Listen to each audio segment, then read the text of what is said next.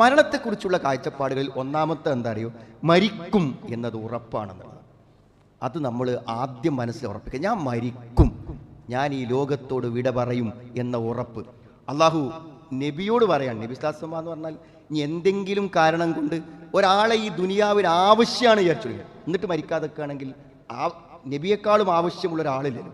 കാരണം ലോകാവസാനം വരെ വരുന്ന മുഴുവൻ ആളുകൾക്കും ആവശ്യമുള്ള ആളാണ് നബി സ്വല്ലല്ലാഹു അലൈഹി വസല്ലം. പിന്നെ ആവശ്യമാണ്, ഞാനിവിടെ ഇല്ലെങ്കിൽ ആളുകൾ, ഇവിടെ പാവപ്പെട്ടവർക്ക് കഷ്ടപ്പാടാവും, ഇവിടെ രോഗികൾക്ക് കഷ്ടപ്പാടാവും, ഇവിടുത്തെ പിന്നെ രാഷ്ട്രം പ്രതിസന്ധിയിലാകും, ഞാൻ മരിച്ചാൽ പിന്നെ ഇത് ഭരിക്കാൻ ആളുണ്ടാവില്ല. അങ്ങനെയൊക്കെ ഒരാളെ ആവശ്യം കൊണ്ട് ഇവിടെ നിർത്തുകയാണെങ്കിൽ ആരെ നിർത്തണം?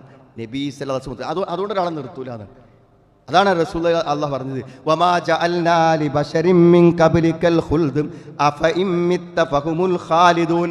ഒരു മനുഷ്യനും ഞാൻ ലോകത്ത് ശാശ്വതത്വം നൽകിയിട്ടില്ല. ഏറ്റവും വലിയ തെളിവ് അതാണ്. നമ്മൾ മരിക്കുന്നില്ല, ഏറ്റവും വലിയ തെളിവ് ഇതുവരെ ആരും മരിക്കാതിരുന്നില്ല എന്നതാണ്. അതല്ല ഏറ്റവും വലിയ തെളിവ്. ഇതുവരെയുള്ളവരൊക്കെ മരിച്ചിട്ടുണ്ടെങ്കിൽ നമ്മൾ മാത്രം എങ്ങനെ മരിക്കാതിരിക്കും? അതുകൊണ്ട് അഫഇൻ മിത്ത, നീ മരിച്ചാൽ ഫഹുമുൽ ഖാലിദൂൻ, നീ പോലും മരിക്കുമെങ്കിൽ പിന്നെ അവരൊക്കെ ഇവിടെ ഉണ്ടാവുള്ളൂ. അപ്പോൾ എല്ലാവരും മരിക്കും. ഇന്നക മയ്യിത്തുൻ വ ഇന്നഹും മയ്യിത്തൂൻ, നീ മരിക്കും, എല്ലാവരും മരിക്കും. അപ്പോൾ സുഹൃത്തുക്കളെ, മരണം എന്ന് പറയുന്ന ആ ഒരു യാഥാർത്ഥ്യം നമുക്ക് എല്ലാവർക്കും ഉണ്ടായിരിക്കുന്ന.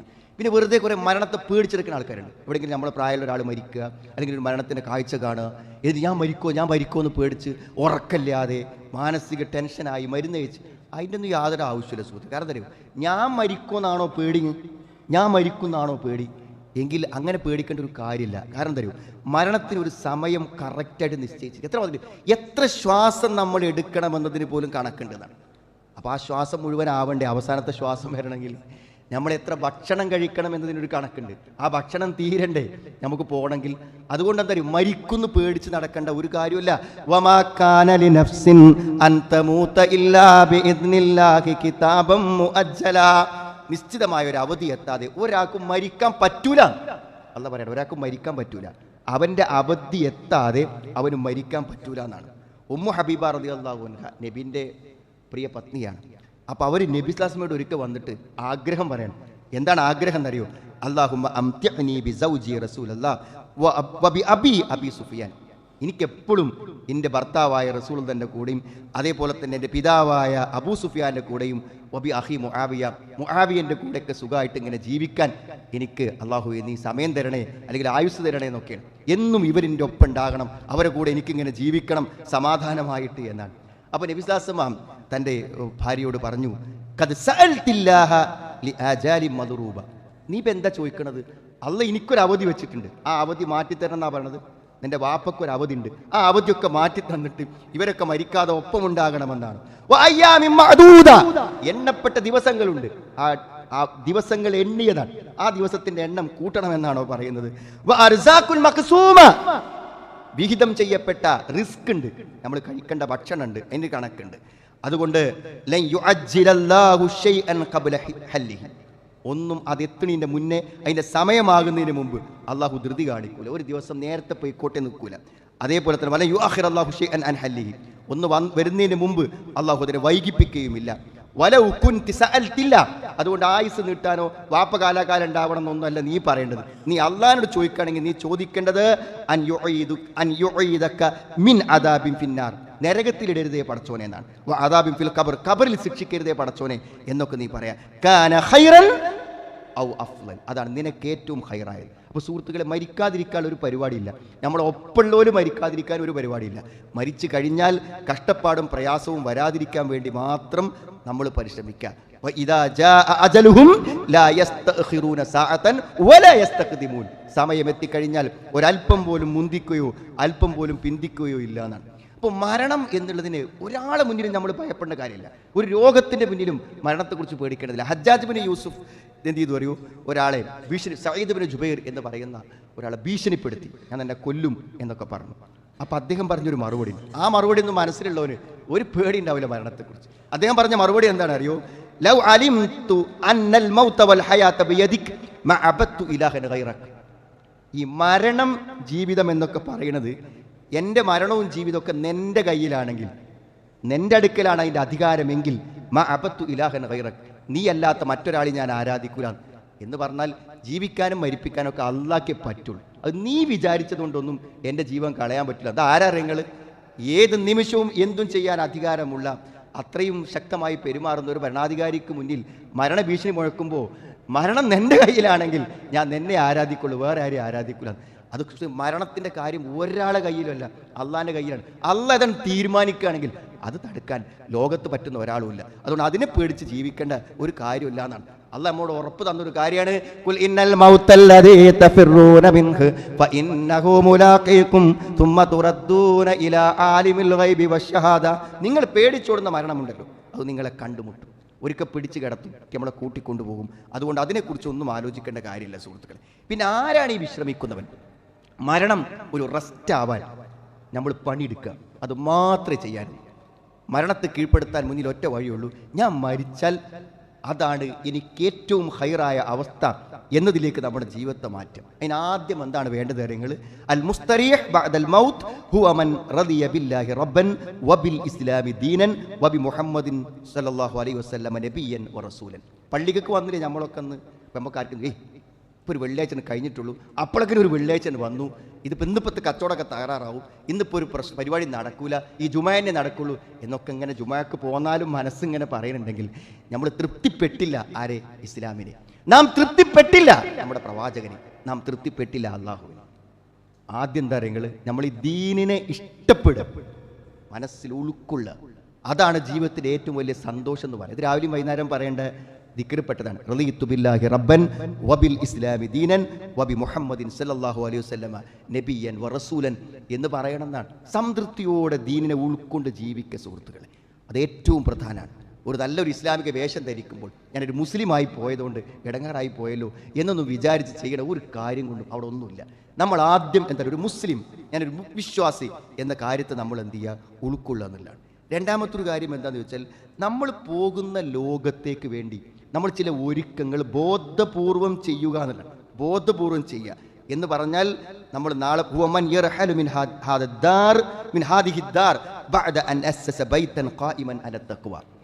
നല്ല തഖ്വയിൽ ഒരു നല്ല വീട് പരലോകത്തേക്ക് ഉണ്ടാക്കി വെച്ച് പോവുക. അത് നമുക്ക് തന്നെ ബോധ്യം വേണം. ഞാൻ ചില കാര്യങ്ങളൊക്കെ പരലോകത്ത് കിട്ടാൻ വേണ്ടി ബോധപൂർവം ചെയ്ത് വെച്ചിട്ടുണ്ട്, ചെയ്തിട്ടുണ്ടാവുന്നല്ല, എന്തിലൊക്കെ ഞാനും ചെയ്തിട്ടുണ്ടാവുമല്ലോ എന്നല്ല, ഞാൻ ചെയ്തു വെച്ചിട്ടുണ്ട് എന്ന ബോധ്യം. ഞാൻ അതൊരു കാര്യഗൗരവത്തിലെടുത്ത് ചില കാര്യങ്ങളൊക്കെ ഞാൻ ചെയ്തിട്ടുണ്ട്. ചില എല്ലാ ദിവസങ്ങളിലും ചിലതെല്ലാം ഞാൻ വിട്ടുപോകാതെ ചെയ്യുന്നുണ്ട്. വഖല്ലഫ വറാഅഹു സദഖത്തൻ ജാരിയത്തൻ. ഞാൻ ചില സ്വതക്കകൾ കൊടുത്തിട്ടുണ്ട്. ഖബർക്ക് എനിക്ക് വരുന്ന ചില നിക്ഷേപങ്ങളൊക്കെ ഞാനിവിടെ നടത്തിയിട്ടുണ്ട്. അതേപോലെ തന്നെ എനിക്ക് എന്താണ് ഉപകാരപ്പെടുന്ന ചില വിജ്ഞാനങ്ങൾ ഞാൻ ആളുകൾക്ക് പറഞ്ഞു കൊടുത്തിട്ടുണ്ട്. അതല്ലെങ്കിൽ എൻ്റെ മക്കളെയൊക്കെ ഞാൻ നല്ല മക്കളാക്കി വളർത്തി ഓരൊക്കെ ഞാൻ മരിച്ച എനിക്ക് ദുആയിരുന്നുണ്ടാകും, പ്രാർത്ഥിച്ചിട്ടുണ്ടാകും എന്നൊക്കെയുള്ള ഒരു ധൈര്യം. അതൊക്കെ മരിക്കാനുള്ള ധൈര്യമാണ്, അതൊക്കെ മരിക്കാനുള്ള ധൈര്യമാണ്. മരണത്തിന് ശേഷം വിശ്രമിക്കുവാനുള്ള മുൻകൂട്ടി നാം ചെയ്യുന്ന ഏർപ്പാടുകളാണെന്ന്. അതേപോലെ തന്നെ സുഹൃത്തുക്കളെ, എന്തെങ്കിലുമൊക്കെ അല്പം ത്യാഗം ആർക്ക് വേണ്ടി? ജനങ്ങൾക്ക് വേണ്ടി, അതേപോലെ തന്നെ നമ്മുടെ കൂടെ ജീവിക്കുന്ന ആളുകൾക്ക് വേണ്ടി, അല്ലെങ്കിൽ ഇസ്ലാമിന് വേണ്ടി, ദീനി പ്രവർത്തനങ്ങൾക്ക് വേണ്ടി എന്തെങ്കിലും കുറച്ച് സമയം കണ്ട് കുറച്ച് ഫണ്ടൊക്കെ കൈക്ക് നീക്കി വെച്ച് കുറച്ച് ചില അവധി ദിവസങ്ങളൊക്കെ അതിനു വേണ്ടി കൊടുത്ത്, ചില രാവിലെ ഒരു അരമണിക്കൂറോ അല്ലെങ്കിൽ വൈകുന്നേരം ഒരു 10 മണിക്കൂറോ ഒക്കെ എന്ത് ചെയ്യുക? കുറച്ച് ദീനി പ്രവർത്തനങ്ങൾക്ക് വേണ്ടി ചെയ്യുക. നോക്ക്, നിങ്ങൾ 5000-ഉം 10,000-ഉം ഒക്കെ ഉള്ള വാട്സപ്പ് ഗ്രൂപ്പുകൾ നിയന്ത്രിച്ചിട്ട് അതിൽ മുഴുവനും നല്ല പ്രഭാഷണങ്ങളും നല്ല പ്രസംഗങ്ങളും ഖുർആൻ ക്ലാസ്സിലൊക്കെ പോസ്റ്റ് ചെയ്യാൻ വേണ്ടി ഒരു ദിവസം 1 മണിക്കൂറും 2 മണിക്കൂറൊക്കെ ഇരിക്കുന്ന ആൾക്കാരുണ്ട്. അതൊന്നും അവരാരും, ഈ പ്രസംഗിക്കുന്നവരെ മാത്രമേ ആൾക്കാർ അറിയുള്ളൂ, ഈ പോസ്റ്റ് ചെയ്യണമെന്നൊന്നും ആർക്കും അറിയില്ല. അഡ്മിൻ ആയിക്കൊണ്ട് എന്തിനാണ് അപ്പം അങ്ങനെയൊക്കെ ഇടങ്ങാറാട്? അതൊക്കെ എന്താ പറയുക, അതാണ് കിട്ടുമ്പോൾ എത്ര ആയിരക്കണക്കിന് ആളുകളാണ് ജീവിതത്തിൽ മാറുന്നത്. അപ്പോൾ സുഹൃത്തുക്കൾ, ഒരു സമ്പാദ്യം മരിച്ചു പോകണമെന്ന് ഇപ്പം നമ്മളിങ്ങനെ ആലോചിക്കുകയാണ്, ഇന്നെക്കൊണ്ട് ആരെങ്കിലും നന്നായിട്ടുണ്ടോ? ഇന്നെക്കൊണ്ട് ആർക്കെങ്കിലും ഹിദായത്ത് കിട്ടിയിട്ടുണ്ടോ? ഇന്നെക്കൊണ്ട് ഏതെങ്കിലും ഒരു മനുഷ്യന് നല്ലത് ചെയ്യാൻ തോന്നിയിട്ടുണ്ടോ? നിസ്കരിച്ചിട്ടുണ്ടോ എന്ന് ആലോചിക്കുമ്പോൾ ഒന്നുമില്ലെങ്കിൽ നമ്മുടെ ജീവിതത്തിൽ ഒന്നും ചെയ്തിട്ടില്ല എന്നതിൻ്റെ അർത്ഥം. നമ്മൾ ചെയ്യണ്ടേ? ഈ ദീൻ അതിന് മാത്രം ഗൗരവപ്പെട്ടൊരു സംഗതിയാണെങ്കിൽ, അത് അത്ര സീരിയസ് ആയി നമ്മൾ കണ്ടിട്ടുണ്ടെങ്കിൽ അത് മറ്റുള്ളവർക്ക് നമുക്ക് പകർന്നു കൊടുക്കണ്ടേ സുഹൃത്തുക്കളെ? അതൊക്കെ നമ്മൾ മരിച്ചു ചെന്നാൽ ശൂന്യമാവാതിരിക്കുവാനുള്ള ചില മുന്നൊരുക്കങ്ങളാണെന്നാണ്. അതേപോലെ തന്നെ നമുക്ക് എന്ത് ചെയ്യുക? ഈ പിന്നെ നമ്മൾ എല്ലാ സമയത്തും 2 ചിറകുകൾ എന്നാണ് പറഞ്ഞ പണ്ഡിതന്മാർ. ഇത് 2 ചിറക്, ഒന്ന് ഭയം, ഒന്ന് ആഗ്രഹം. മരണത്തിന് ശേഷമുള്ള ചില കാര്യങ്ങളെക്കുറിച്ചുള്ള ഒരു പേടി മനസ്സിൽ, അതേപോലെ മരിച്ചാൽ കിട്ടുമെന്ന ചില പ്രതീക്ഷകൾ, ഇതെപ്പോഴും കൊണ്ടുനടക്കണം എന്നാണ്. അപ്പോൾ ഓരോ ദിവസവും നമ്മൾ മരണശേഷം വരുന്ന വിപത്തുക്കളിൽ നിന്ന് മാറി നിൽക്കും. മരണശേഷം കിട്ടാൻ എന്തെങ്കിലും ഉണ്ടാവട്ടെ എന്ന് വിചാരിച്ച് നമ്മൾ ഗൗരവത്തോടുകൂടെ എന്തെങ്കിലും ചില കാര്യങ്ങൾ ചെയ്യാൻ വേണ്ടി ശ്രമിക്കും. അതിൽ ഏറ്റവും വലിയ കടമയും കർത്തവ്യം ആർക്കാരെങ്കിൽ ചെറുപ്പക്കാർക്കാണ്. സുഹൃത്തുക്കളെ, ഈ സമയം ഒരിക്കലും കിട്ടില്ല കേട്ടോ. ഈ സമയം ഒരിക്കലും കിട്ടൂല. എന്തെങ്കിലുമൊക്കെ ചെയ്തു വെക്കാൻ നമ്മൾ ഉദ്ദേശിക്കുന്നുവെങ്കിൽ വഖ്തനിം ശബാബഹു ഖബ്ല ഹറമിഹി, വാർദ്ധക്യം വരുന്നതിന് മുമ്പ് നമ്മുടെ യുവത്വത്തെ ഉപയോഗപ്പെടുത്തും. നമുക്കിപ്പം നല്ലോണം ചെയ്യാൻ പറ്റും. നമുക്ക് ഒരു ചെറിയൊരു PSC കിട്ടാൻ വേണ്ടി 3 കൊല്ലമൊക്കെയാണ് കോച്ചിങ്ങിന് പോകുന്ന കുട്ടികൾ. 3 കൊല്ലം പണ്ടൊക്കെ വെറുതെ പോയി എഴുതിയാൽ കിട്ടുന്ന സംഗതിയാണ്. 3 കൊല്ലമൊക്കെ ഒരു ജോലിക്ക് വേണ്ടിയ 3 കൊല്ലം. അതൊക്കെ നമ്മുടെ നല്ല സമയത്തല്ലേ, നല്ലൊരു ജീവിതത്തിൽ ഏറ്റവും നല്ല സമയത്താണ് അതൊക്കെ ചിലവഴിക്കുന്നത്. നല്ല തന്നെയാണ് സുഹൃത്തുക്കൾ, ജോലിയുടെ സുരക്ഷ. എന്നാൽ നമ്മൾ ഇതുപോലെ തന്നെയല്ലേ നാളെ പരലോകത്ത് ചെല്ലുമ്പോൾ അള്ള തന്ന ആരോഗ്യവും സമയമൊക്കെ വെച്ച് എന്താണ് അവിടെ നമ്മൾ ചെയ്തത് എന്നാണ്. രോഗത്തിന് മുമ്പ്, വാർദ്ധക്യത്തിന് മുമ്പ് ഒക്കെ നമ്മുടെ യുവത്വത്തെ ഉപയോഗപ്പെടുത്തുക എന്നുള്ളത് ഏറ്റവും പ്രധാനപ്പെട്ട ഒരു കാര്യമാണ്. അതേപോലെ തന്നെ അള്ളാഹുവിൻ്റെ ദീനിന് വേണ്ടി, വിശുദ്ധ ഖുർആൻ്റെ പ്രചാരണത്തിന് വേണ്ടി ഒക്കെ നമുക്ക് എന്ത് ചെയ്യാൻ പറ്റുന്നതാണ്. മറ്റൊരു കാര്യം എന്താണെന്ന് വെച്ചാൽ, നമ്മൾ ഇങ്ങനെ ചിന്തിക്കാത്തവനെ സംബന്ധിച്ചിടത്തോളം എന്താ അറിയോ, അവൻ്റെ മനസ്സിൽ ഇഹലോകമാണ് ഏറ്റവും വലുത്. ഇഹലോകത്തെ ഭയങ്കരമായി കണ്ടാൽ നമുക്കൊന്നിനും സമയം കിട്ടില്ല. നമുക്ക് അതിന് ഓടാൻ തന്നെ സമയം ഉണ്ടാവുള്ളൂ. അതുകൊണ്ട് തന്നെ പലപ്പോഴും ഖുർആൻ നമ്മൾ ഓർമ്മപ്പെടുത്തുന്ന ഒരു കാര്യമാണ്, കുല്ലു നഫ്സുൻ ദായിഖത്തുൽ മൗത്ത്, എല്ലാവരും മരണത്തെ രുചിക്കും. ഇന്നമാ തുവഫൗന ഉജൂറക്കും യൗമൽ ഖിയാമ, കൂലി ഇവിടെയല്ല, മരിച്ചിട്ട് കിട്ടുന്ന ഫലമാണ് യഥാർത്ഥ ഫലം. മരിച്ചിട്ടൊന്നുമില്ലെങ്കിൽ ജീവിച്ചത് വെറുതെ ആയി എന്നാണ്. അമൻ സുഖ്സിഅ അനിന്നാർ വഉദ്ഖിലൽ ജന്ന ഫഖദ് ഫാസ്, നരകത്തിൽ നിന്ന് രക്ഷപ്പെടണം, സ്വർഗ്ഗത്തിൽ കയറണം, എങ്കിൽ അവൻ വിജയിച്ചു. നിങ്ങൾ എന്താ പറഞ്ഞു? വമൽ ഹയാത്തുദ് ദുനിയാ ഇല്ലാ മതാഉൽ ഗുറൂർ, ഇഹലോക ജീവിതം ഒരു വഞ്ചനയുടെ ചിരക്ക് മാത്രമാണ്. പറ്റിച്ചു കളയും ദുനിയാവ് നമ്മളെ. ഒരു സ്വർഗം നേടാൻ, പരലോക വിജയത്തിന് നമ്മളെ എന്ത് ചെയ്യും? പറ്റിച്ചു കളയും. നമ്മുടെ സുഹൃത്തുക്കളെ, ഇതിനെ നിസ്സാരമായി കാണും. നിസ്സാരമായ ഒന്നിനെ ഇട്ടു പോകാൻ, ഒരു കൊതുകിൻ്റെ ചിറക് പോലെ ദുനിയാവിനെ കാണുന്നവർ, ഒരു ചത്ത ആട്ടിൻകുട്ടിയെ പോലെ ദുനിയാവിനെ കാണുന്നവന് അതിനെ ഇട്ടു പോകാൻ എന്തെങ്കിലും പ്രയാസം ഉണ്ടാകും? ഒരു പ്രയാസം ഉണ്ടാവില്ല. ദുനിയാവിനെ നിസ്സാരമായി കാണുക, ശിർക്കില്ല എന്ന് ജീവിതത്തിൽ ഉറപ്പുവരുത്തുക, പരമാവധി നന്മകളെ ബോധപൂർവ്വം ചെയ്യാൻ ശ്രമിക്കുക. പിന്നെ റെസ്റ്റാണ്, പിന്നെ ഒന്നും ആലോചിക്കേണ്ട. അതാണ് അൽ മുസ്തരീഹ്, വിശ്രമിക്കുന്നവൻ. ഇപ്പോൾ നമ്മുടെ ജനാസ കൊണ്ടുപോകുമ്പോൾ ഒരു റെസ്റ്റിലേക്കുള്ള, നിത്യമായ ഒരു വിശ്രമത്തിലേക്കുള്ള യാത്രയാവാൻ നമ്മൾ ചില ഒരുക്കങ്ങൾ നടത്തണം. അധ്വാനിച്ചവനല്ലേ റെസ്റ്റ് കിട്ടുള്ളൂ സുഹൃത്തുക്കളെ, അധ്വാനിച്ചവനല്ലേ റെസ്റ്റ് കിട്ടുക. അധ്വാനിക്കാത്ത ഒരുത്തൻ റെസ്റ്റ് എടുക്കുക എന്ന് പറയുന്ന വാക്കിൽ തന്നെ എന്താ അർത്ഥമാണുള്ളത്? അർത്ഥമില്ലല്ലോ. അവിടെ വലിയ വിശ്രമം, പരലോകത്തെ ജീവിതം വലിയ വിശ്രമമാകാൻ ഇഹലോകം പരിശ്രമിക്കുന്ന, അധ്വാനിക്കുന്ന, നിരന്തരമായ പ്രവർത്തനങ്ങൾ കൊണ്ട് ധന്യമാക്കുന്ന ഒരു ജീവിതമായി മാറണം. അതിന് അല്ലാഹു നമുക്ക് എല്ലാവർക്കും തൗഫീഖ് പ്രദാനം ചെയ്യും. അൽഹംദുലില്ലാഹ് ഹംദൻ കതീറൻ തയ്യിബൻ മുബാറകൻ ഫീ വസല്ലല്ലാഹു അലാ മുഹമ്മദിൻ വഅലാ ആലിഹി വസ്വഹാബിഹി അജ്മഈൻ. അമ്മാ ബഅദ്. ഒരിക്കൽ കൂടെ അള്ളാഹുവിനെ സൂക്ഷിച്ച് ജീവിക്കണമെന്ന് എന്നെയും നിങ്ങളെയും ഞാൻ ഓർമ്മപ്പെടുത്തുകയാണ്. ഏറ്റവും വലിയ വിശ്രമം എന്ന് പറഞ്ഞാൽ സ്വർഗ്ഗമാണല്ലോ. കാരണം വിശ്രമിക്കുന്ന ഒരാൾക്ക് അവിടെ ഒരു ബുദ്ധിമുട്ടുണ്ടാകാൻ പറ്റില്ല. സ്വർഗ്ഗത്തിൽ ഒരു ബുദ്ധിമുട്ടുമില്ല. അവിടെ വിശ്രമം തന്നെയുള്ളൂ. അവിടെ അധ്വാനമേ ഇല്ല. കാരണം അത് ദാറുൽ അമലല്ല. അവിടെ ഒന്നും പ്രവർത്തിക്കേണ്ടതില്ല.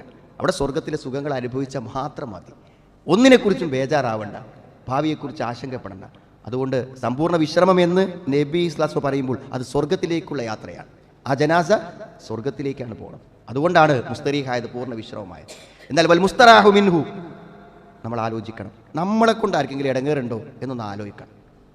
നമ്മൾ ആർക്കെങ്കിലും വല്ല ഇടപാടും തീർക്കാനുണ്ടോ ഒന്ന് ആലോചിക്കണം. വാക്കുകൊണ്ടുള്ള ഇടപാട്, പണം കൊണ്ടുള്ള ഇടപാട്, ബന്ധങ്ങളിൽ വന്ന ഇടപാട്, എന്തെങ്കിലുമൊക്കെ തീർക്കാണെങ്കിൽ അത് തീർക്കണം.